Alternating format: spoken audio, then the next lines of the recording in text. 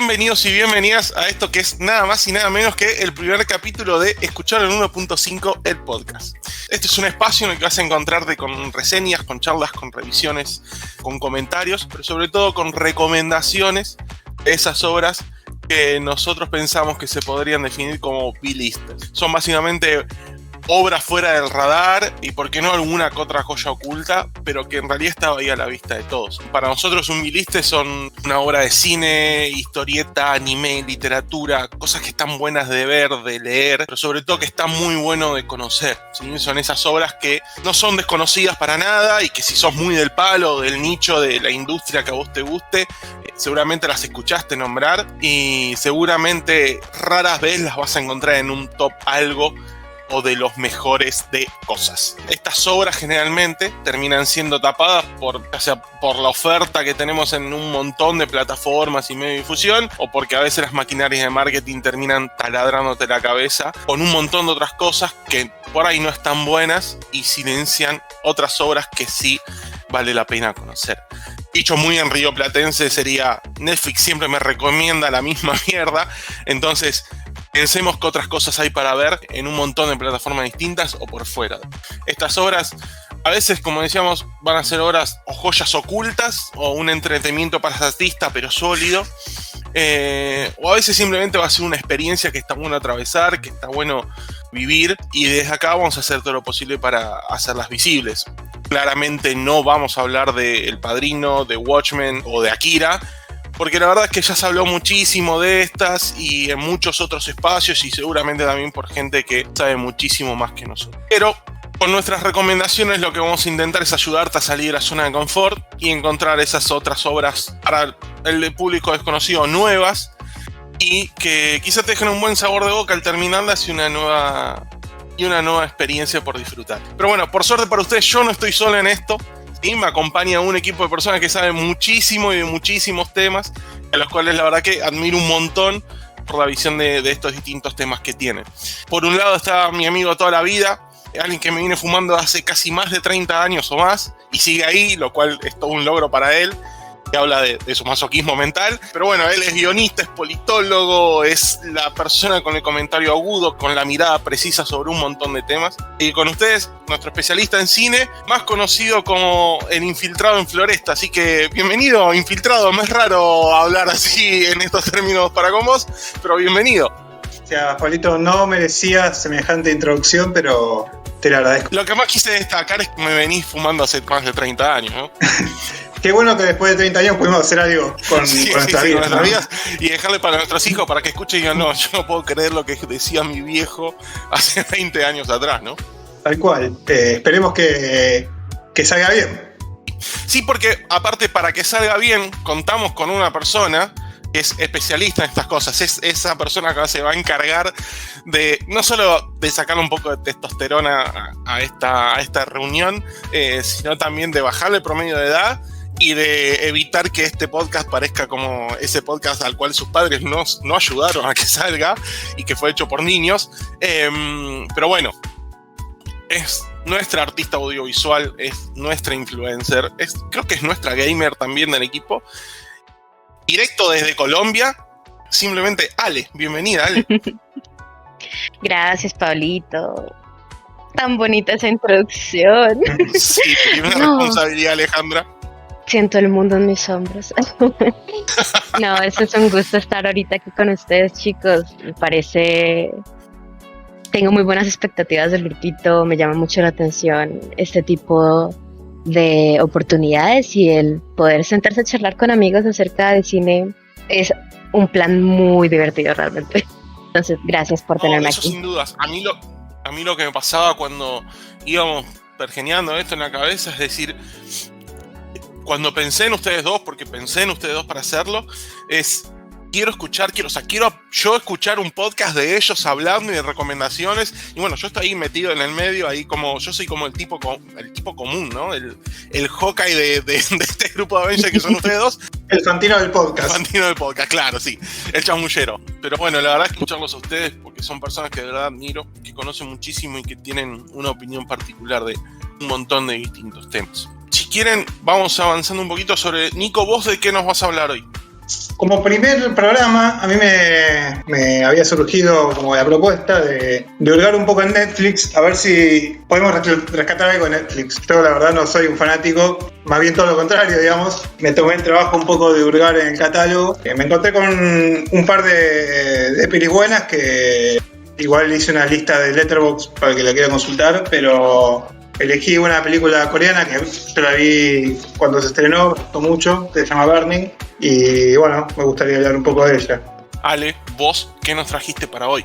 Día de hoy he traído de mi repertorio de películas de animación favoritas una pequeña joya también disponible ahorita en Netflix, aunque bueno, depende del catálogo de donde se encuentren los que están escuchándonos ahora, pero se llama Nausicaa del Valle del Viento y es básicamente la película precursora de un super estudio japonés de animación llamado el Estudio Ghibli. Entonces espero que les guste mucho lo que vayamos a hablar hoy de ella. Con Miyazaki a la cabeza, es la segunda peli Miyazaki, creo, ¿no? Uh-huh.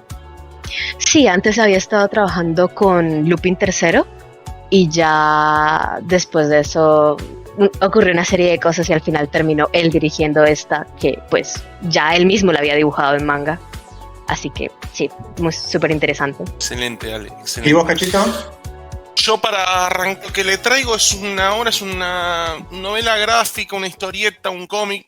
Quiero hacer esta aclaración porque sé que para el público del cómic es importante. Digo, cuando nosotros hablemos de novela gráfica, de historieta, de cómic, de banda de cine, de lo que fuese, digo, siempre vamos a estar hablando de lo mismo. Porque en el mundo del cómic cierta rispidez con ciertos términos. Entonces, para nosotros es esto lo mismo, es el medio sobre el cual nos vamos a expresar.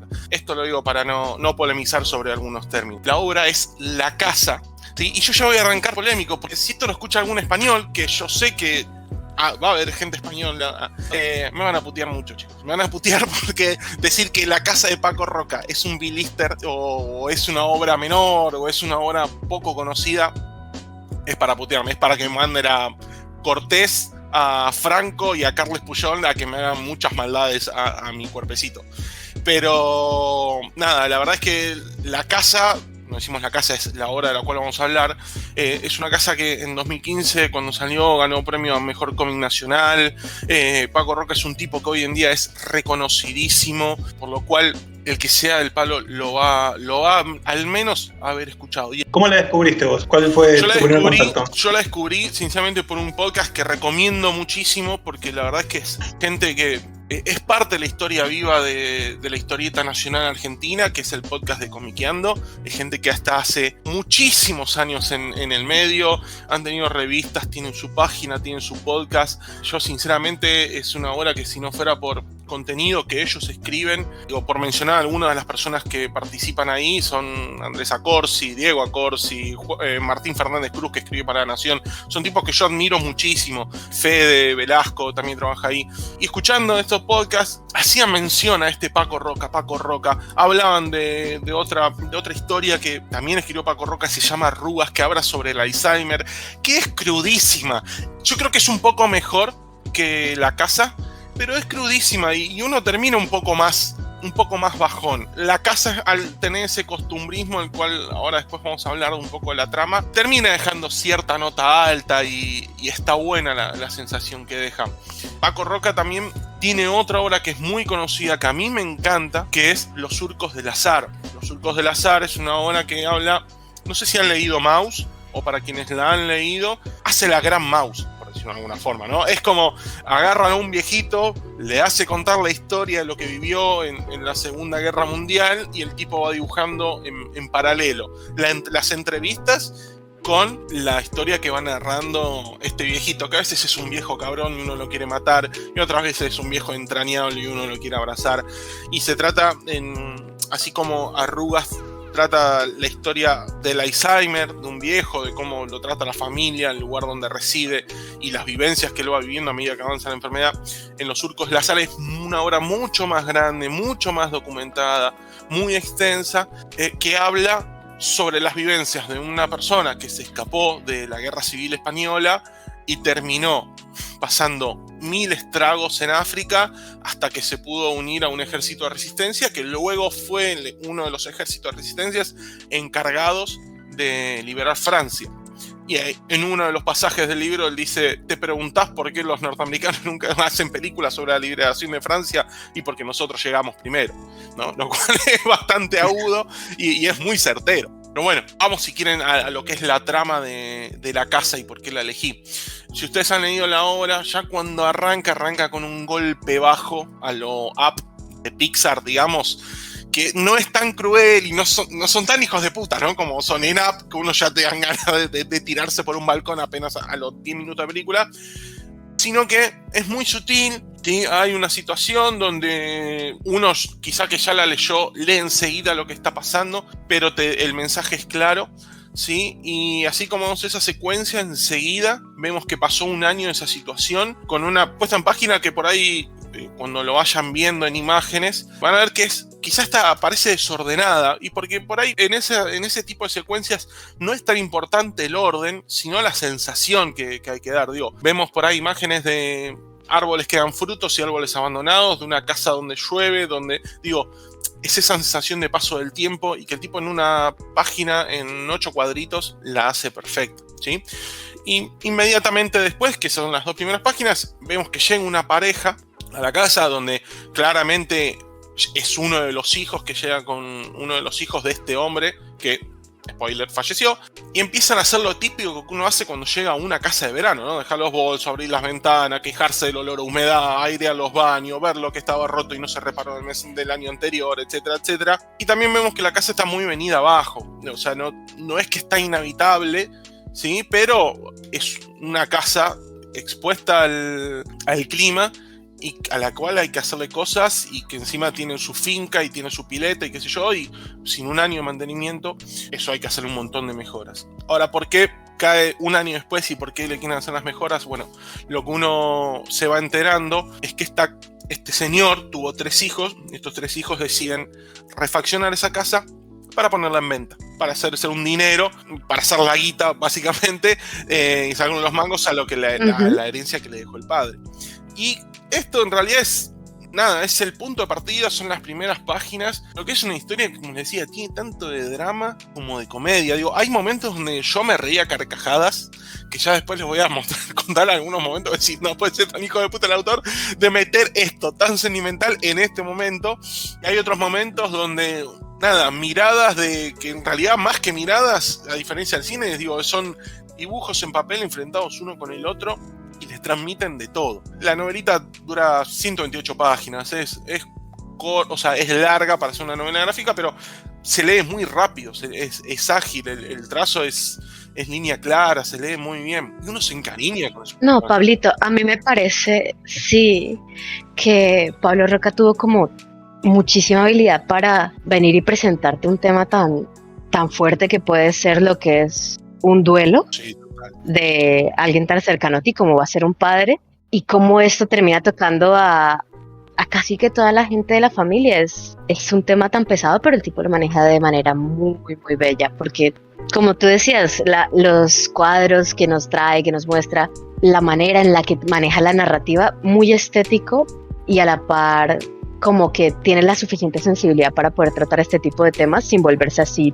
el dramón igual. O la cosa noir. Sí. No va a la melancolía por el golpe bajo y emocionate porque necesito que te emociones. No, es desde la narrativa, un dibujo, 2 caras enfrentándose a un recuerdo, y que tiene mucho de catártico, ¿no? De Paco Roca, de su historia en esta historia. Yo quería preguntarle también a Nico qué sensaciones tuvo frente a esta obra. A mí, no tienen por qué saberlo, mi papá es español y hay cosas culturales que son muy trasladadas, y me recordó 1000 cosas de mi infancia, ¿sí? 1000 cuestiones que me había identificado por momentos con uno de los hijos, por momentos con otro, por momentos con una de las chicas. ¿Qué te pasó a vos, Nico, con eso también? Me parece que, bueno, a mí me gusta porque me gusta la nostalgia en general.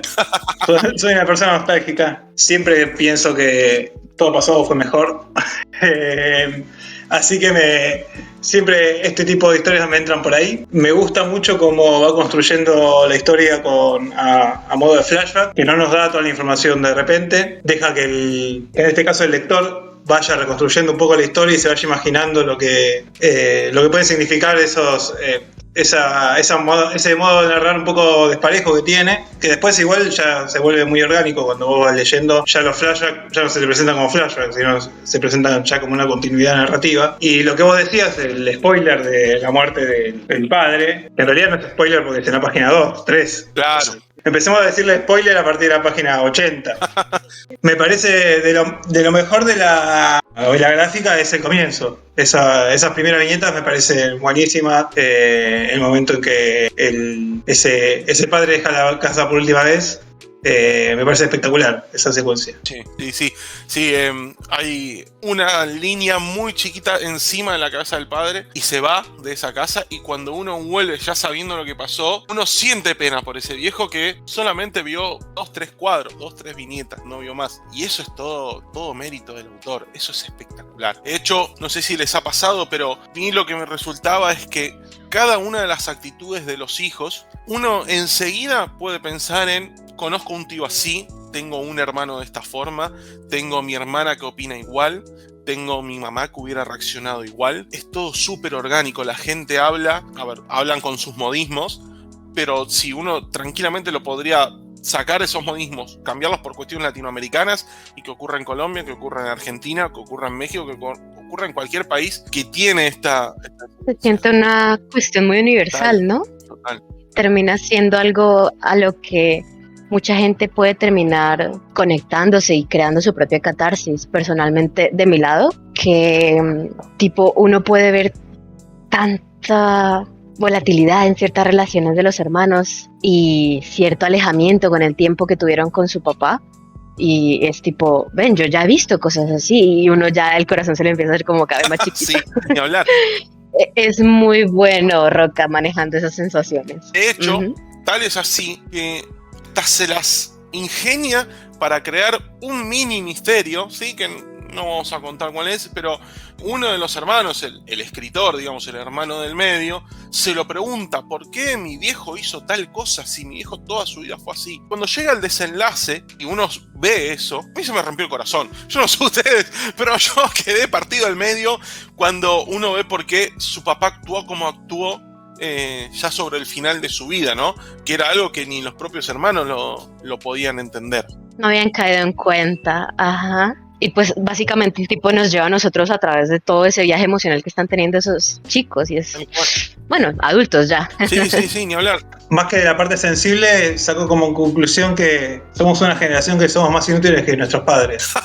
Sí. Si yo me sentí identificado en algo, es con el tipo que no sabía poner un clavo y que enredaba la manguera. Ay, sí, el artista. Tal cual. Yo también me vi identificada y fue como, vamos a arreglar una cosa, rompemos 10 más. Sí, porque tampoco me voy a poner a arreglarlo. Si lo rompí, lo rompí. Ya está, no se arregla más. Ya queda. Sí, de hecho, la preocupación de nuestros viejos era hacer la casa, o sea, la segunda casa, la que era para fines de semana, y hacerla a ellos, y para nosotros es, bueno, ver cómo subimos un podcast a Spotify, ¿no? lo que es la diferencia. Tal cual. Y también hace revalorizar y pensar, ¿no? En esto de, puta, mirá mi viejo lo metido que está con esto, y yo mirando el teléfono en tal situación. Pero sin recurrir al golpe bajo. A ver, no es una pasada de factura para todos lo que hace el autor, sino es más como una catarsis, me parece. Porque no funciona a modo de advertencia, sino como decir, a modo de sugerencia, si se quiere, de alguna forma, ¿no? Sí, además termina siendo, digamos, una reflexión de un poco qué hacemos con los recuerdos o con las vivencias y qué hacemos con esa mochila, porque más allá de todo también se convierte en una mochila muchas veces. Y termina siendo una carga de sensaciones y sentimientos y todo. Y al final, pues, es muy chévere cómo consiguen, pues, ir afrontando todas estas situaciones. Sí, que no hay una respuesta válida. Súper recomendadísimas. Uf. No hay una respuesta válida, digamos. Uno puede aceptar seguir cargando esa mochila o sacársela un poco de encima, digamos. No hay un camino más válido que el otro. Sí, de hecho, lo que me gusta de la historia es que es universal, ¿no? Porque Paco Roca tiene otra obra que es El invierno del dibujante, que a criterio de muchos es mucho mejor, o es una de sus mejores obras, pero esa obra es mucho más de nicho, está muy dedicada a los fanáticos de la historia de la historieta, ¿sí? De la lucha de sus autores. O sea, te tiene que interesar mucho ese mundo para sacarle el jugo. Si te interesa, es una obra como la que no... A ver, va a haber pocas obras que hablen sobre el tema con la sencillez, con la misma calidez que hace La Casa. Pero si no te deja un poco afuera, si no te interesa tanto. La Casa me parece que nos habla a todos. Todos en algún momento fuimos... Nosotros aún no somos el padre, en algún momento quizá lo seamos, pero en algún momento fuimos alguno de los hijos del medio, en algún momento fuimos alguno de los nietos. Entonces digo... Nosotros ya estamos en edad, Cacho, ¿eh? Sí, ya estamos. Ya se llegan ustedes. Ojalá que este podcast no venga con un niño bajo el brazo, pero bueno, si llega será bienvenido. Pero me parece que es eso, digo, si vos estás acostumbrado a leer historieta, pero lees o Batman y Capitán América, te vas a estar perdiendo de estas cosas que te hablan a vos, más que hablar de un otro o de una situación, y que te interpelan, ¿no? Que uno termina ahora de decir, chao, bueno, me parece que acá voy a tener que corregir esto, ¿no? Es como cuando uno ve videos en YouTube de gente haciendo ejercicio y vida sana y uno dice, bueno, tengo que empezar a comer mejor. Después, al otro día uno se duerme, se despierta y sigue siendo el mismo desastre, pero te interpela. Yo creo que te interpela y de la mejor manera. De nuevo, no con el golpe bajo, sino con ir a buscar todas esas cosas. Porque incluso, si ustedes lo notaron, yo la releí hace muy, muy poquito, justamente para este podcast, y hay una construcción que va como en un increscendo. Hasta que en un momento hay una mini explosión, hay una situación que estalla y salen reclamos, posturas antagónicas, ¿no? Se arma la guerra de Troya ya. Uh-huh. Y ahí te interpela y uno dice, bueno, tiene razón tal, no, pero tal también, no, pero... Y creo que también eso es mérito del autor, es decir, lo que yo tenga para decir sobre esta situación habla más de mí que de la situación. Totalmente. Hay una perlita que yo no... Voy con una más fina y con una más burda, que es la pérgola, todo el esquema de la pérgola, de lo que era para el padre, lo que terminó siendo para ellos, lo que hicieron ellos con esa pérgola y cómo lo transitaron y ¿cómo decir? Y lo construyeron a su forma, cada uno con su forma. Me pareció que es una metáfora hermosa. Sí, y al final ese objeto, sí, el objeto termina dándoles la catarsis que necesitaban tener cada uno con respecto a este duelo, y al final del día deja como una sensación, a pesar de toda la situación como agridulce que está teniendo todo lo que viven estos personajes, vemos cierta resolución, entre comillas, y pues a mí me parece que la obra que nos trajiste el día de hoy ha sido full interesante y una súper recomendación para toda la gente que esté escuchándonos. Entonces me parece valió totalmente la pena. Me alegro que les haya gustado. Hay una escena más que yo quiero decir antes de mover hacia adelante, que es, yo me morí de risa, pero me partí de la risa a carcajadas. La escena de uno de los nenes teniendo que ir a cagar al monte, pues está reparando el baño y se le aparece el fantasma del abuelo y se empieza a tener los recuerdos de lo que él vivió con su abuelo. Y me decís, bueno, este tipo la tiene clarísima. Este tipo, si puedo hacer esto, y en una obra así, claramente, puede hacer una cosa fantástica. Sí, poderoso que sea capaz de meterle tantica energía a una cuestión que podría haberse vuelto súper lenta y depresiva. Uno termina con una... Es variable. No es una feel good movie como podrían ser otras, pero sí uno termina con ganas de estar bien, por decirlo de alguna forma, ¿sí? Sin entrar mucho detalle. Pues, Nico, ¿qué te pareció al finalizar la obra? ¿Qué sensación te dejó? Me parece que el final me parece que está bueno porque justamente nunca termina de caer en el golpe bajo. De alguna forma es un final abierto en el mejor sentido de la palabra, digamos. A uno como lector le ayuda, digamos, a encontrar respuestas que no, el autor no se las dio, se las sugirió, digamos, o por lo menos le hizo vivir ese tránsito del duelo de estos personajes sin bajar demasiado línea, sin Sí, sin caer en el golpe bajo, sobre todo. Me parece que eso es lo más importante para una obra intimista. Así. Otra cosa que me parece a rescatar es que es una obra justamente que no es pretenciosa y está bien que no sea pretenciosa, digamos.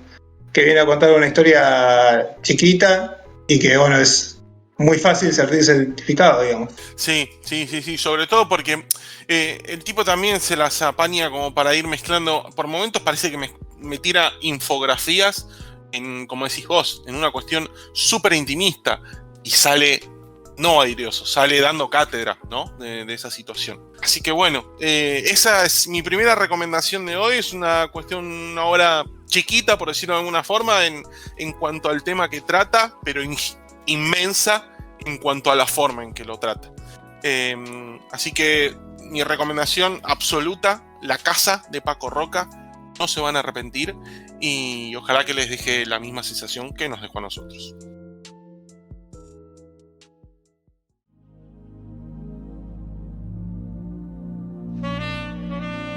Si el mainstream te aturde los oídos, mejor escucharlo en 1.5.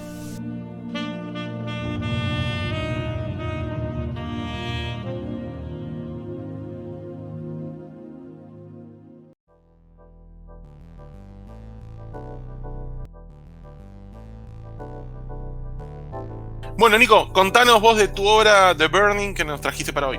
Bueno, como dije, The Burning es una película que no hay que buscar por la Deep Web para conseguirla, digamos, está disponible en Netflix. No hay que entrar a esas páginas que te abren 25.000 ventanas de spam hasta que podés darle al botón de play. Está en Netflix, es fácil llegar.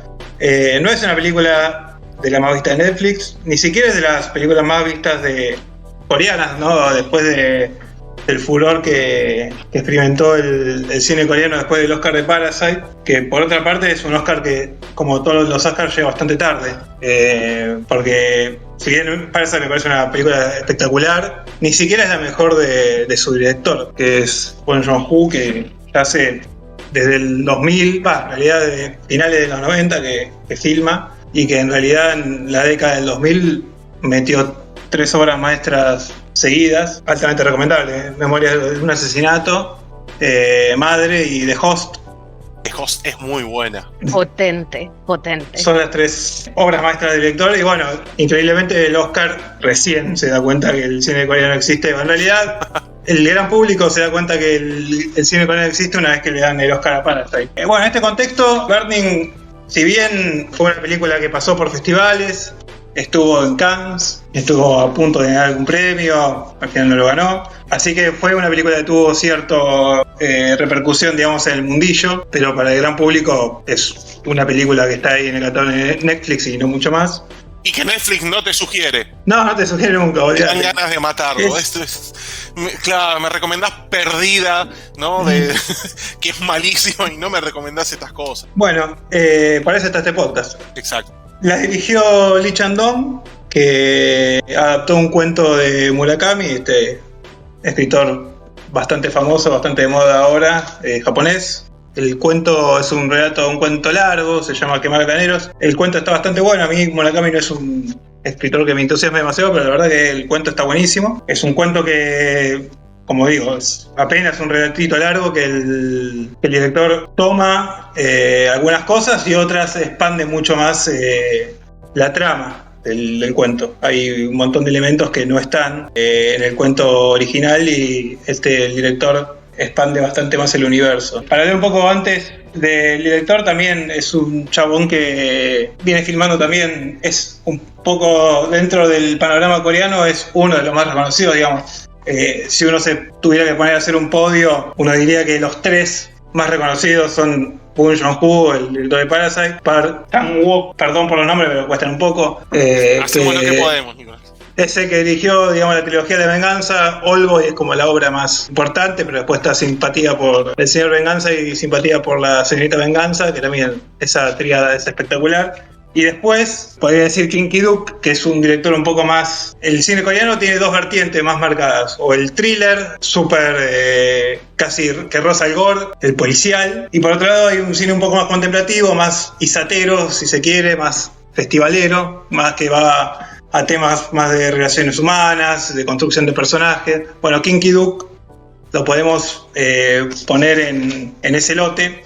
Tiene una película que para mí es espectacular, que se llama Hierro 3, que también altamente recomendable.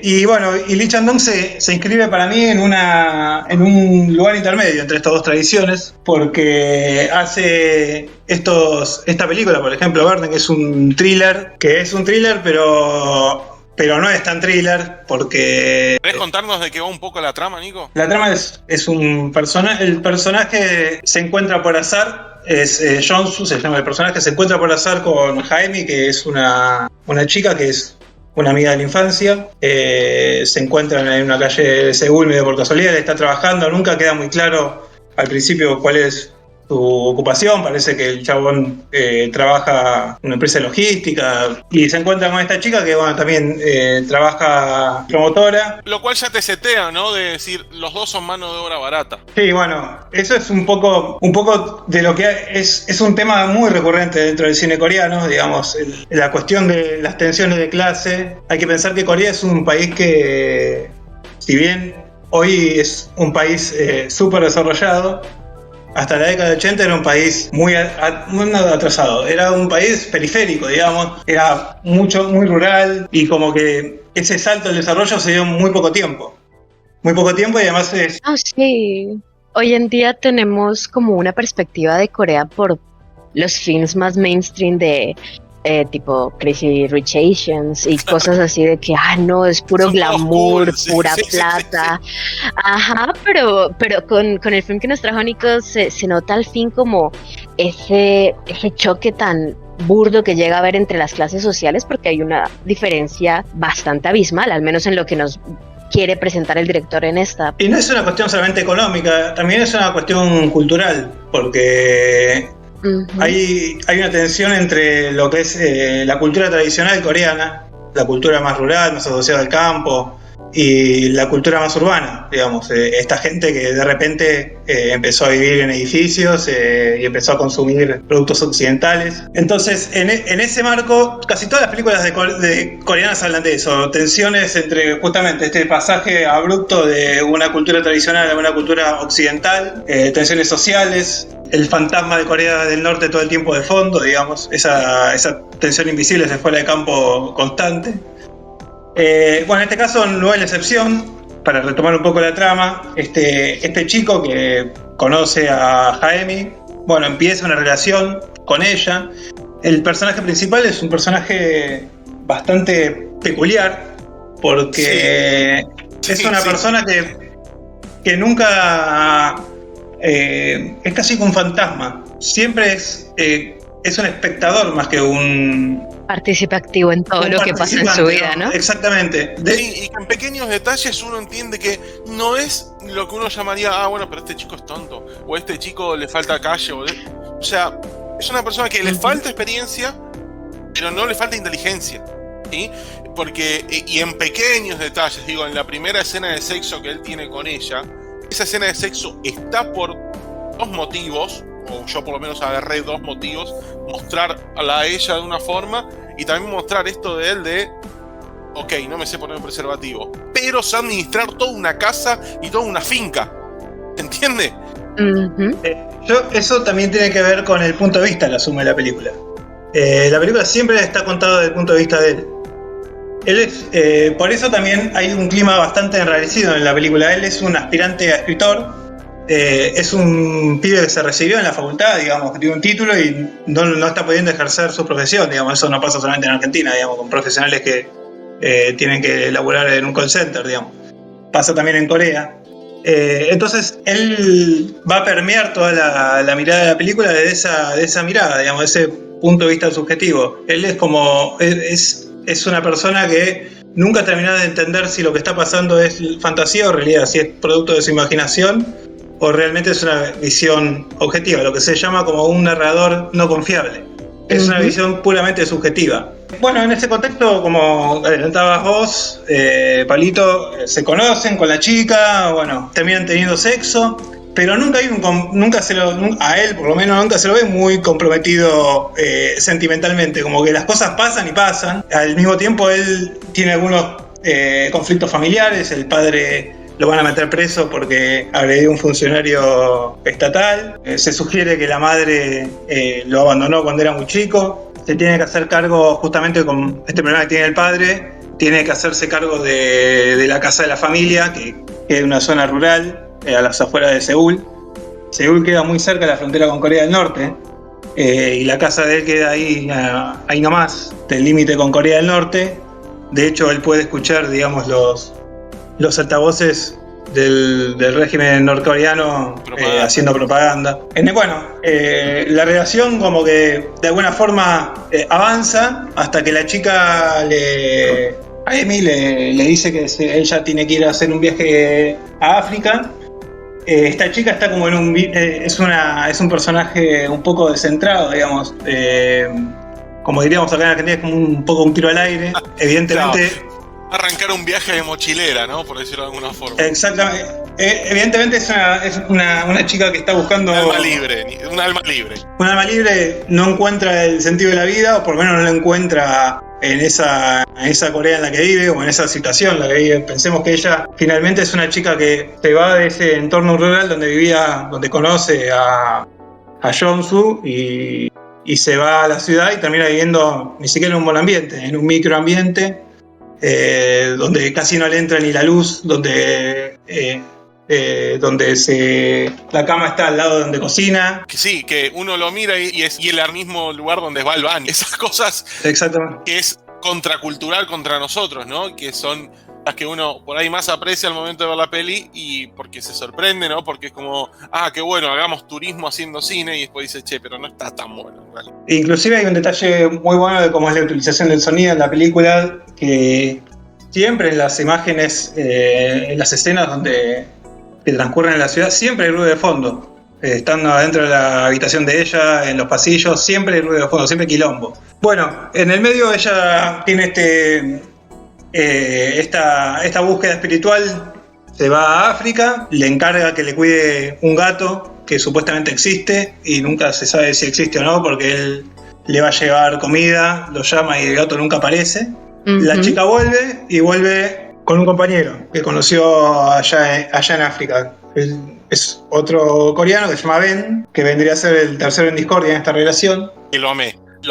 El personaje más irreverente ahí.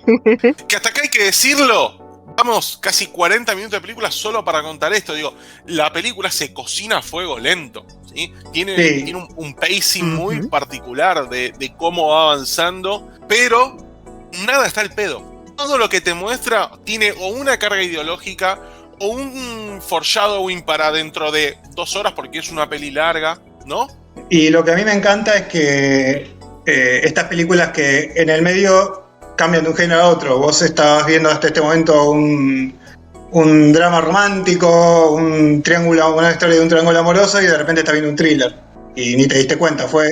Ajá, y es muy magistral cómo consigue hacer ese cambio tan... que uno queda, uy, ¿cómo así? Espera, ahora hay tensión, ahora hay miedo. Cuando vos la recomendaste o mencionaste que ibas a hablar de esta película, yo la empecé a ver, iba a 1 hora de película y Netflix me decía películas de intriga y misterio. ¿Y dónde está el misterio? Era una película, ¿no? Y después te pegó una cachetada a la película. Este nuevo personaje Ben es un coreano rico, digamos.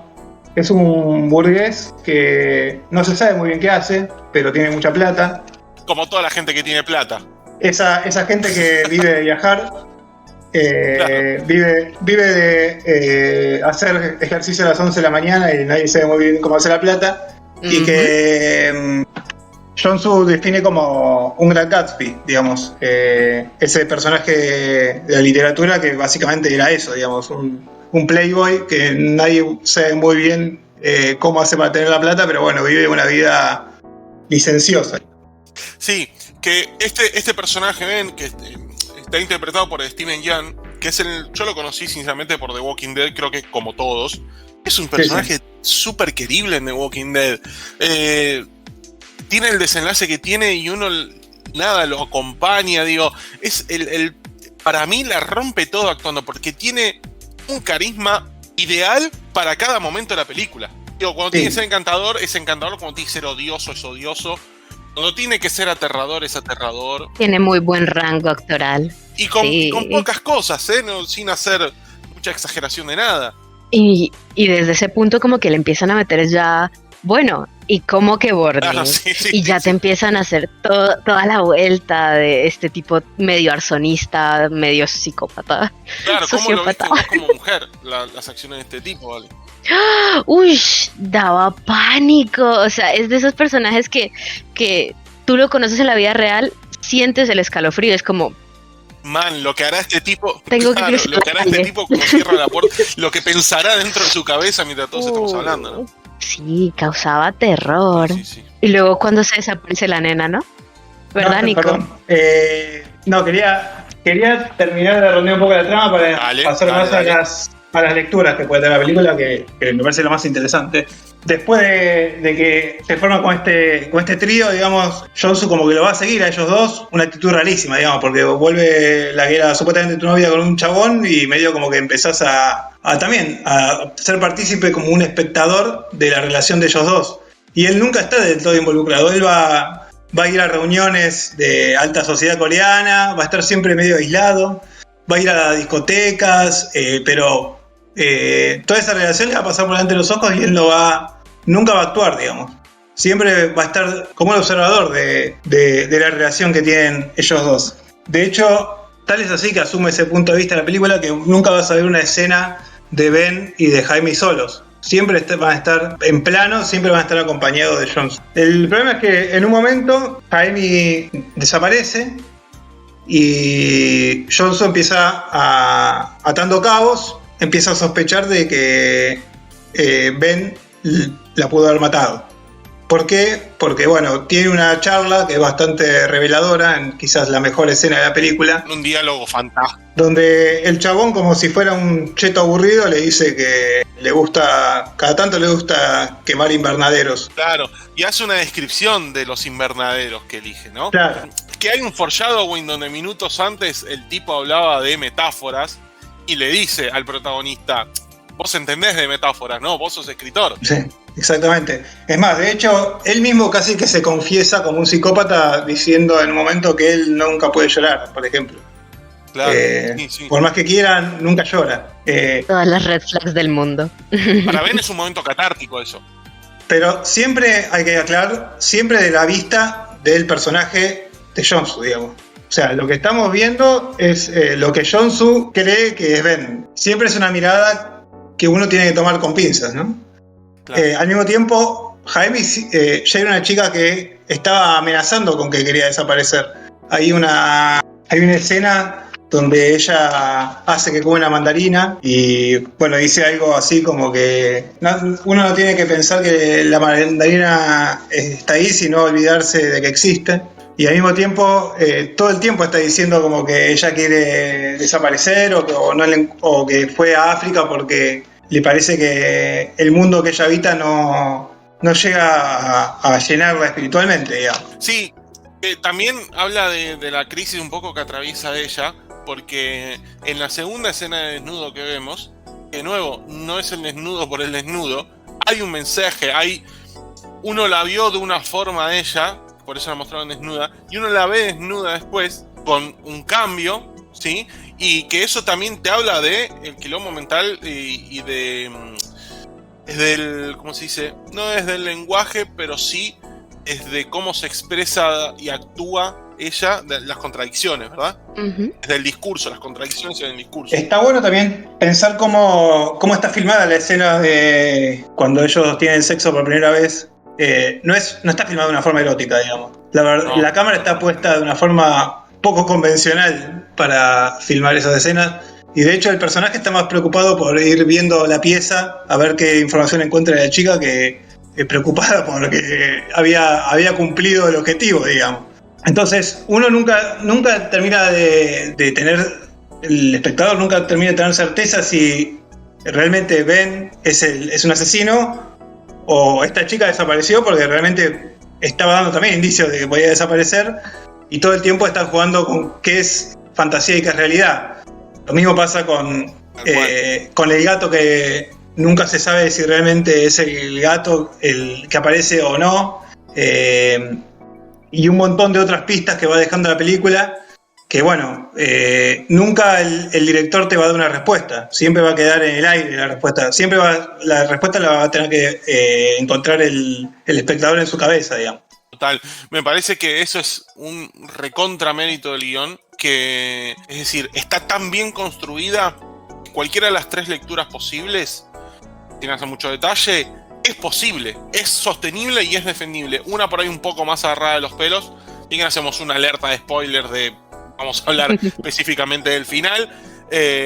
Si no la vieron, vayan a verla porque está realmente buena y vuelvan. Cuando vuelvan, nos van a encontrar diciendo que tanto de si Ben es un psicópata, si esto ocurre en la cabeza del protagonista, o, como vimos en la escena del final, en realidad es lo que el tipo estaba escribiendo. La última me parece la más agarrada de los pelos, pero cualquiera de las otras dos se sostienen por sí solas de una manera fantástica. Bueno, y para cerrar, me gustaría solamente hablar un poco de las capas de análisis que se pueden encontrar en la película. Para mí la más interesante es leerla en términos simbólicos, y lo quiero conectar con lo que decía antes de esta cuestión de la tensión en Corea entre el pasar de una tradición rural, una tradición mucho más... de la tradición antigua de Corea a un país totalmente occidental, totalmente capitalista. Y eso está en cada uno de los personajes, está representado de una forma distinta, digamos. Jong-soo es el chico que todavía no puede dejar, digamos, las raíces de esta cultura tradicional. Él termina viviendo en el campo, se tiene que hacer cargo de un ternerito, que bueno, también es una parte importante de la película. Cuando él logra vender el ternero, recién ahí él empieza a actuar, digamos, empieza a tomar la sartén por el mango, digamos. Una vez que logra vender el ternero y logra hacerse cargo de la situación familiar que estaba atravesando con su madre y con su papá. Al mismo tiempo, Jaemi es un poco el personaje de transición, es esa chica que se fue del campo, está en la ciudad, pero no se halla en ese lugar, vive en una situación de hacinamiento, o sea, la está pasando mal. Y está ahí, por un lado lo atrae ese pasado que está representado en Jong-soo, digamos, en ese pasado de su infancia, ese pasado rural, ese pasado de la otra Corea, y al mismo tiempo está tironeada por Ben, que es la Corea moderna, la Corea que todos conocemos, la Corea de Samsung, de LG, de Hyundai, digamos. Y por otro lado está Ben, que es justamente el que representa esta nueva Corea, digamos. Pensar que el nombre no es casualidad, no tiene un nombre coreano, tiene un nombre occidental, por más que él no se llame Ben. Sí. Y bueno, el personaje de Ben, bueno, viene a representar justamente eso, digamos. Esta nueva tradición occidental. Como una nueva era. Exactamente. Ajá. Al mismo tiempo... Sí, y que hace una lectura sobre esa nueva era, ¿no? Una era despiadada. Exactamente, sí, totalmente. Una nueva era cruel. Totalmente, una nueva era que no se hace cargo de nada. Por otro lado, está bueno cómo representa las tensiones sociales, las tensiones de clase la película, porque nunca baja línea, no hay un personaje que te empieza a hablar, che, mirá qué malo que son los ricos, che, mirá qué pobrecitos los pobres, sino que uno lo va viendo en los lugares que habitan los personajes, digamos, cuando esas transiciones... Sí, no hay exposiciones de ideales. No. Para explicarnos y darnos un mensaje masticado, sino que es responsabilidad. Digo, la peli exige del espectador de tener paciencia, de mirar. Digo, esto no es Avengers, esto no es Rápido y Furioso. Digo, esto requiere que uno se siente, tenga paciencia, preste atención, ate cabos, la trabaje la película a medida que se va avanzando. Con ver a los personajes, los lugares que habitan, cómo transiciona el montaje, que enseguida te pasa de la mansión o de este departamento, de este loft hiper lujoso donde vive Ben, a la casa de campo donde vive Jong-soo, la camionetita que maneja Jong-soo y el auto que maneja Ben. En general es un montaje que una vez es muy... No hay casi transición, es de una escena a la otra y va cortando así, digamos, no hay nada en el medio, digamos. Sí. Por otro lado, está bueno, como otra notita de color, el tema de los parlantes de Corea del Norte, digamos. No solo es una cuestión de propaganda, sino que es un llamado a Jong-soo de esos parlantes, lo están llamando a esa cultura tradicional. es un llamado para que él vuelva, para que él se quede ahí. Pensemos que Corea, en el siglo XIX, adoptó como una ideología que era hiperproteccionista, se le llamó el país ermitaño porque era totalmente aislado del mundo, antes de que existiera el comunismo, antes de todo. Ellos mismos tenían independencia política, independencia económica, no se relacionaban con nada, justamente porque estaban amenazados por China y por Japón. Después Japón los invade, después de la Segunda Guerra Mundial estuvo la Guerra de Corea. Hasta la década del 80, Corea del Norte era más avanzado que Corea del Sur.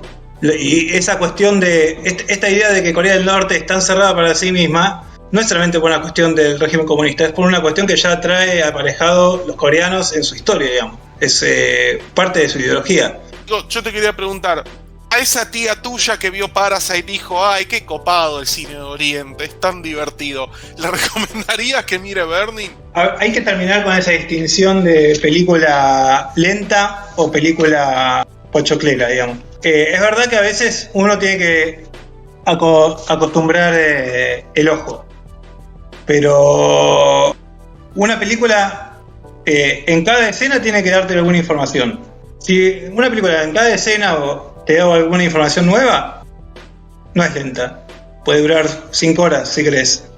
Yo voy con... Esa es una de las pocas críticas que le puedo hacer a la peli, es que en algunos momentos repite demasiado algunas secuencias para asentar alguna idea. Digo, la persecución que él hace o la búsqueda que hace por los invernaderos, o la persecución de él siguiéndolo por la autopista, esos segmentos, yo no puedo ser tan bruto de decir, bueno, cortame la escena onírica de ella bailando, no, porque me matás, pero sí hay algunas partes que por ahí es como que se repite y por ahí podría avanzar un poco más. Estas escenas dialogan con Vértigo, en realidad.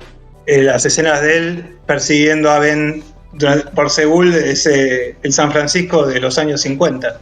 Y para cerrar esta idea que venía diciendo entre la cultura tradicional y la cultura de esta nueva Corea, está muy buena también la escena en que él lo va persiguiendo, lo encuentra en un gimnasio y él está corriendo en una máquina, y después lo vemos a él corriendo por medio del campo. Es casi como un paralelismo con Rocky 4. No sé si te acuerdan que Iván Drago estaba corriendo en una máquina súper tecnificada ahí con todo el científico de la KGB, y Rocky estaba subiendo una montaña. Bueno, es la misma idea, pero hecha por un coreano y no por Stallone. Claro. Ale, ¿a vos qué te pareció el lugar de la mujer en esta película? En cierto modo, la sentí como un poco criatura onírica, un poco. Sí, por momentos es medio un MacGuffin la chica. Y al final del día, yo en ciertas partes sentía como que la nena terminó siendo una herramienta de la trama para poder avanzar y poder ver cómo se iban a chocar estas dos criaturas que son Ben y el prota, porque eso era lo que iba a ser el boom.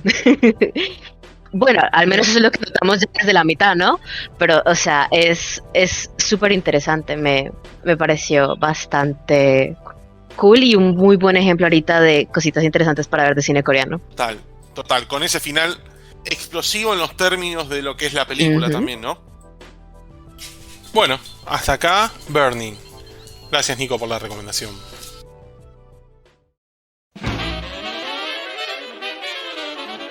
Lo que Netflix no quiere que veas, encontralo acá, en Escucharlo en 1.5.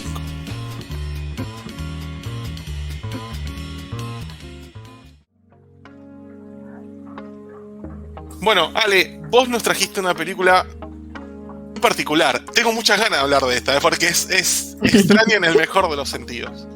Sí, es una de esas joyitas que pues a veces uno deja pasar o mira como muy por encimita cuando está, pues al menos cuando yo estaba estudiando la historia de Miyazaki y todo eso en la escuela de cine, uno dice, bueno, fue de las primeras, es de las viejitas, no es tan interesante, hay cosas hoy en día que uno diría, ay, mira la animación hoy en día y todo eso, pero de verdad, al momento de que uno se sienta a revisarla, empieza a ver que es un filme que ha generado y ha dado pie para muchísimas cosas, que en líneas generales termina siendo inspiración para Evangelion, porque de allí salió el animador de allí.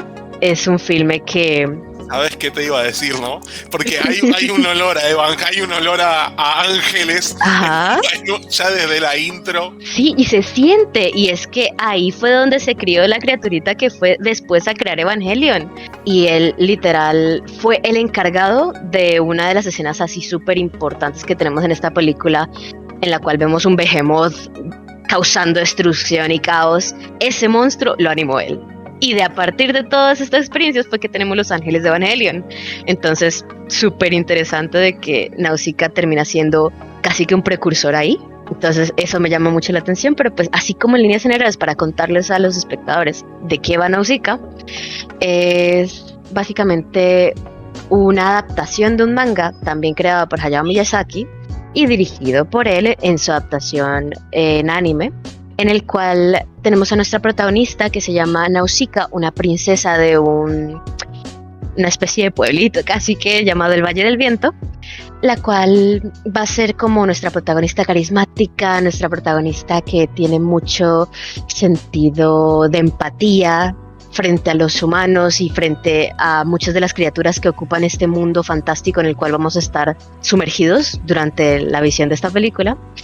Y ella tiene que empezar a luchar contra otros reinos que quieren ocupar el terreno de su pueblo y de paso también destruir toda una parte de naturaleza como un poco venenosa, un poco caótica que rodea este valle, la cual ella, a pesar de que todo el mundo considera que no, que eso es un valle venenoso y la naturaleza nos quiere matar y todo esto y hay monstruos que viven allí, Nausicaa es la única que es capaz de ver como la belleza y lo puro que puede llegar a ver en esta naturaleza, defendiéndose casi que a sí misma frente a todo el daño que le ha causado a la humanidad y frente a todo, como toda la contaminación que estas mismas personas han causado, que vemos más adelante en la película.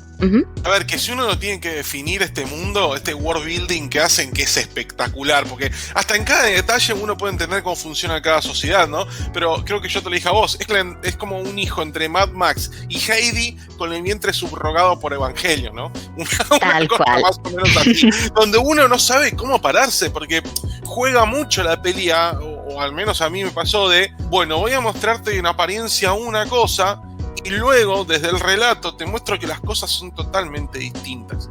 Y esa primera impresión que uno tenga de los sujetos, vamos a decirlo por alguna forma, ¿no? De estos bichos que aparecen, habla mucho de nosotros y habla mucho de cómo nos paramos frente a lo distinto, ¿no? Uh-huh. Literal, empieza a generar como un discurso de, bueno, cómo nos sentimos nosotros con respecto a la naturaleza, a la contaminación, a la guerra incluso, porque pues Miyazaki siempre ha sido muy antibélico en todas sus películas, no ha tenido miedo como de mostrar esa cara de él. Muchas de Miyazaki, ¿no? Porque tiene aviones, tiene bichos y tiene mensaje ambientalista. Y tu prota femenina que la puede con todo. La prota femenina sí. La rompe toda. Acá me dieron ganas de mandar un mail a Pixar y decirles, ¿ven cómo se hace un personaje querible desde el minuto 1 sin lugar de que sea un ser despreciable para que haga ese viaje y después sea querible como es en por lo menos las últimas 20 películas de Pixar? Digo, menciono esas porque es donde es la más obvia, ¿no? Digo, Nausicaa es querible, es valiente sin ser evocada, tiene un arrebato de furia y ese arrebato es completamente lógico, no es por una nena caprichosa, ¿sí? Es una no, y esa ira que vemos la hace verse más humana, no tanto como un personaje perfecto, idealizado, una Maristu que lo puede con todo, no, ella también tiene sus defectos y eso es lo que la hace más bonita aún, ¿no?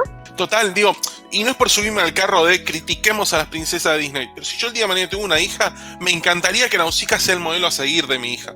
De nuevo, por su valentía, por su criterio, por su sencillez, por sus sentimientos. Uh-huh. Y no es ese personaje heroico que uno está acostumbrado. No, es una persona real. Muy humana. No, uh-huh. Muy humana, ¿no? Y uno dice, qué bárbaro que son solo dibujos y te transmite todo eso. No, sí, es súper, súper bonito y al final termina dando como un mensaje así uplifting, como de, bueno, las cosas iban a estar bien si empezamos a ser mejores personas y empezamos a tratar de mejor manera nuestro ambiente y todo esto, que pues termina siendo como un detallito súper lindo que hace que la película, pues bueno, a pesar de todos los bichos y todos los monstruos, termina siendo también algo que puedes disfrutar en familia. El verdadero monstruo es el humano, ¿no? Exacto, terminan siendo los que causaron, digamos, en una parte de la película hablaban de una guerra de los 7 días. Esa guerra fue la que causó que todo el mundo se volviera tóxico, se volviera venenoso para los humanos, básicamente. Es que es esto de, está lo distinto, entonces como es distinto hay que destruirlo. ¿Y cómo lo destruimos? Bueno, destruyendo todo. Prendámosle fuego y iniciemos de cero. Ajá, esa actitud tan vale madres que es como, ay Dios. Y no, y literal... Podría pensar la princesa Mononoke como una remake de esta película, pero en otro... Mononoke está ambientado como en el Japón feudal. Claro, en el Japón feudal, y esta en un futuro posapocalíptico, digamos. Exacto, y realmente, así como daticos locos, hay una secuela que se hizo para esta película de Nausicaa, la cual se llamó The Giant God Warrior Appears in Tokyo. No tiene ahorita en español, básicamente la traducción sería como el dios guerrero gigante aparece en Tokio. Y es un preludio de, bueno, cómo empezaron los 7 días de fuego. Y es básicamente que aparecen estas criaturas full Evangelion destruyendo todo Tokio. Y es la única cosita como CGI de live action que ha realizado así Estudio Ghibli a su propio nombre, ¿no? Y claro, o sea, uno escucha eso y van a decir, súbete a Eva Shinji. Ajá. Pero, digo, a mí me pasó es muy loco una peli que va a tener casi 40 años, decir que es fresca, que apagás la tele y así como terminaste de ver Nausicaa, pusiste un noticiero y sale un zócalo que dice uso de armas nucleares, Chernobyl, que no sé qué, Ucrania, y vos decís, no, dale, man. No, aún es vigente. Ajá. Total, sí, tiene esas cosas del Swamp Thing de Alan Moore, que también de los 80, que vos decís, no puede ser que no hayamos aprendido nada. Es anterior a Chernobyl, porque es del 84. Anticipa un poco eso. Uh-huh. Sí, es muy loco. No, eso, Full Simpsons estaba leyendo el futuro. Y sí, literal de por sí, él se basó en ese entonces ni siquiera en cositas, pues obviamente Chernobyl no había pasado aún, pero él se basó fue en una catástrofe que ocurrió en Japón, que se llamó, una catástrofe que ocurrió en Minamata, que literal era como uno de los desastres ambientales más cerdos que ha ocurrido allá, en el cual una fábrica, sin saber qué era lo que estaban haciendo, liberaron hacia río y caudales una especie de mercurio que no había sido aún estudiado y el cual terminó literal matando flora, fauna y gente como 4 o 5 generaciones después de que lo soltaron. Y él se basaba en eso, de que mira, nosotros mismos somos los que estamos volviendo mierda a esto. Bueno, ¿qué es lo que vamos a hacer? Sí. Uh-huh. Además Japón carga con la bomba atómica, digamos, que eso tampoco es... Claro. Yo quiero decir que no solo inspiró a Evangelion, viendo el bichito sé de dónde se chorearon a Pikachu, claramente, ¿no? Eso por un lado, pero digo, es una película que influenció mucho en muchas cosas. Por ejemplo, la parte de los aviones me hizo acordar muchísimo algunos segmentos de la peli animada de Heavy Metal, alguna de las antologías, esa parte de los aviones que tiene su truco, pero está espectacular, digo, y es... el tipo sabe dónde poner el detalle milimétrico y dónde hacer una secuencia onírica mucho más relajada. No, la música la trabajó el clásico del estudio Ghibli, que es Joe Hisaishi, y no sé si se acuerdan, hay una partecita de la peli en la cual está el leitmotiv de Nausicaa, que es una nena chiquita cantando como la la la la la la la la. Eso es la nena de Joe Hisaishi, el compositor, cantándola, la criaturita. Aparte pasa de esos octapads súper ochentosos en los momentos de acción a cuestiones mucho más relajadas, mucho más tranquilas. Sí, manejan súper chévere la banda sonora, porque a mí personalmente me parece que Joe Hisaishi es el señor maestro de las bandas sonoras de películas animadas. Ese güey sí sabe cómo fue. Y hablando de influencias, después también viéndola no pude evitar pensar en Matrix no solo le choreó a The Invisibles de Morrison, sino que también los monstruos están como muy inspirados en los zombies. Sí, y es que, ¿no? Te digo, Miyazaki siempre ha sido un creador de criaturas y un diseñador de personajes muy potente y te hace... O sea, a mí personalmente odio los insectos en la vida real, pero mira, yo veía esos bichuracos ahí, era como... Oye, sí, yo me siento mal por él. El hombre debería tener una mejor vida. No, total, lo que hacen con el hombre bebé es... Pero es como si pues la un peli no es para poquito. niños. Terrible. Alcanza a mostrar toda esa crueldad. Me pareció las primeras escenas cuando están los primeros encuentros con los bichos estos en el desierto, muy Dune. Sí, y es que esa es una de las fuertes inspiraciones de Miyazaki para como el world building. Sí. El mundo se basó un poquito de ahí, un poquito de estas series de Terramar, Sí. un poquito del Señor de los Anillos, un poquito de todo. Él agarró bastantes influencias para crear ese semejante mundo. Sí, a él... Que sería como el señor que acompaña atrás, es medio Gandalfesco. Un poquito. ¿No? Un poquito, ¿no? Sí. A mí algo que no es una crítica, pero sí el avance de la trama es compleja. O sea, es como que va por momentos la sentía como que iba en cuotas y no terminaba de crear ese misterio final o de terminar esa trama. Es compleja final, justamente por esto, porque es fácil caer en la que se está haciendo cada vez menos, pero la de, bueno, si es animada o tiene esta tendencia de una casi princesa que sea para niños. Y la peli no es para niños, la exposición, los momentos de acción, los momentos medio oníricos, surrealistas, un poquito de gore por ahí, no es para niños. Entonces choca, como choca esta mezcla entre lo cute y los bicharrachos. No, y el dios guerrero es... Sí. O mismo, si uno quisiera ver con niños, cuesta que no pierdan la atención porque la trama se va exponiendo de aparte. Y es lo que a veces pasa cuando tenemos que adaptar de manga a una adaptación filmográfica, porque, digamos, estos nada más son 2 tomos de todo el manga que se montó Miyazaki para poder narrar esta historia. De por sí se cortan muchos personajes, se cortan muchas sorpresas que termina teniendo Nausicaa. También full recomendado, si tienen la oportunidad, léanse el manga, vale toda la pena. Yo le quiero preguntar a Ale, ¿es la película preferida de Miyazaki para él? Es que es muy, muy joyita realmente. O sea, él ahí la pudo jugar con todo lo que a él le parece importante. Dijo, bueno, lo voy a poner, porque a él le pusieron como de entre trabajos, le dijeron, bueno, puedes ahorita hacer un manga de lo que tú quieras. Y él dijo, bueno, voy a poner todo lo que a mí me encanta, porque es que, y lo voy a hacer lo más jodido posible de animar, porque odio que me hagan adaptaciones de miércoles. Y entonces lo hizo súper complicado y al final terminó siendo él el que lo dirigió, pero ¿cuál es tu película preferida de él? a mí de él, es que te digo, personalmente me gusta demasiado el Castillo Ambulante de Howl.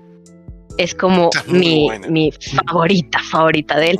Por todo lo fantasioso que él puede llegar a ser, y ahí también tiene un world building casi que igual de fantasioso que como lo tenemos en Nausicaa, pero más tirando al rollo romántico, que es que yo sí soy muy romanticona y eso es lo que me mata. Pero sí, encantador. Pero igual él siempre vemos que mete todo bélico, sus aviones, todo lo que le gusta. ¿La tuya, Cacho? Sí, yo creo que... Mira, te soy sincero, Nausicaa no la conocía, no la esperaba y la sentí tan actual. Me enamoré no en términos románticos de la protagonista, sino en términos de admiración. Sus motivaciones, sus reacciones. Me gustó tanto que llevaste el premio, Ale, y convertiste esta en una de mis favoritas. Porque la verdad es que la protagonista te hace estar, como te digo, la trama es compleja, habla de muchas cosas, te las va hablando por partes y sin embargo uno quiere saber qué es lo que va a pasar con ella, qué es lo que va a hacer después, cómo va a terminar la historia. Y en ese final que tiene, uno lo siente y lo acompaña. Mi película favorita de Miyazaki es Porco Rosso. ¡Uy, divino! Yo me acuerdo, anécdota que no le importa a nadie, pero bueno, la vi de muy chiquito cuando recién tenía cable, cuando HBO se llamaba HBO Olé y era gratis. Me acuerdo que la vi en HBO en general los sábados a la mañana, los domingos a la mañana daban películas animadas. Ahí también vi Asterix, por ejemplo. Y vi esta película, me había encantado. Había flasheado con un chancho que manejaba aviones Ay, no, a mí Porco Rosso me enamora, ese cerdo, es lo mejor. Que a mis 36 años con mi sobrepeso nunca me siento más identificado con un personaje No, animado. bueno, la cosa es que después quedó esa película, o sea, quedó como un recuerdo.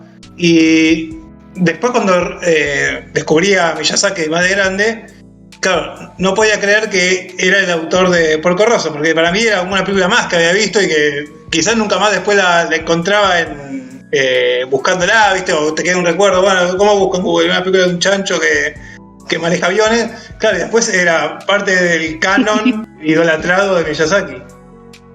Una joyita, de verdad. Que son películas que resisten las revisiones. Digo, hay películas que uno le tiene cariño de niño y hoy por hoy son inmirables. Y a estas películas no les pasa eso. Las puedes rever cuantas veces quieras y años después que quieras. Yo, la primera que me vi de él fue Spirited Away, El viaje de Chihiro. Divina, y yo me la vi súper pequeñita y ahora, hoy en día, aún me la puedo seguir viendo una y otra y otra y otra. Es que él hace, bueno, sus creaciones son atemporales. Sí, total.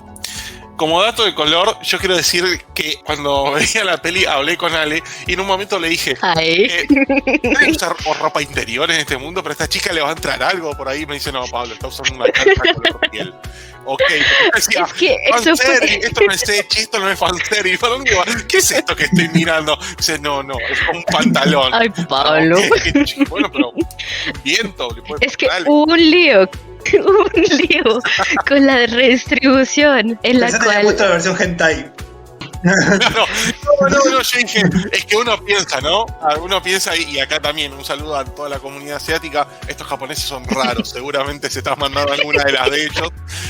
Bueno, nada, por suerte... Pero no, Pablito. Me sacó del río. Era un problema en la redistribución que se cambiaron un poco los colores de ciertos tonos. Ellos nada más manejaban como 250 colores en total para toda esta película y ese se trastocó un poquito en las redistribuciones y terminó siendo muy cercano al tono de la piel. Más no es la piel. A mucha gente le confunde, tranqui. Por esta, entre un montón de cosas, te traemos acá para que nos cuides de caer en la estupidez. Sí, ya le estaré diciendo a todo el mundo, mira, Bangola. Uf. Le dio un culo. Mira, la protagonista está media desnuda, pero no sé, por ahí no hace tanto frío en esa zona. Ay, Dios. Bueno, súper recomendadísimo Nausicaa. O sea, para ver en familia también, digo, si uno los acostumbra a los chicos a ver buenas películas de siendo niños, seguramente crezcan con un buen gusto y esta es una de ellas sin dudas, uno vale. Completo, sí, literal. Yo la recomiendo muchísimo. Da muy buenos mensajes para toda la familia. Da muy buenos mensajes también de role model. Cómo puedes tener un personaje femenino que a las niñas pequeñas les llame la atención y sea como un buen ejemplo a seguir. Total. Además, es una aventura media crística pero femenina, ¿no? Porque hay un montón de veces que ella aparece abriendo vasos en cruz y después hay una muerte, una resucitación, sin spoilear demasiado, pero hay todo como un viaje cristológico del personaje. Y que de hecho, algo que me gustó y quiero mencionar, que me había notado, es, les debe pasar a ustedes, estoy cansado de ver la película de El Elegido o la historia de El Elegido o de leer la historia del Elegido, es siempre este Cristo reversionado en un montón de versiones y sin embargo acá la película, vamos a decir que va por ahí, pero roza ese esquema y lo hace de una forma natural, no te cansa, o sea, te sorprende, te lleva bien. Estas simbologías que mencionaba vos, Nico, uno las ve y no le chocan. Sí, no son un pastelazo. Inclusive los estigmas, no hace falta que la chica sangre justo en la mano, digamos, sino que tiene unas marcas que, bueno, si uno la quiere ver como una imagen crística, la ve, y si no la deja pasar, digamos, bueno, se lastimó y se lastimó. Sigue la película, ¿entendés? Sí, casi que es como el McClane de las películas de anime, exacto, ¿no? Sí. Sí, un poquito. Muy bien.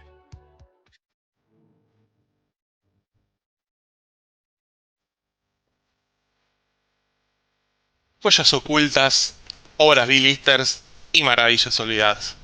Todo eso y más en Escuchar en 1.5, el podcast.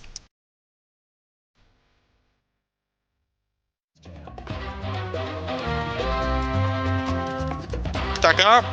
Una historia súper intimista que habla del duelo, que habla de la familia, que habla del reconstruirse a partir de los recuerdos.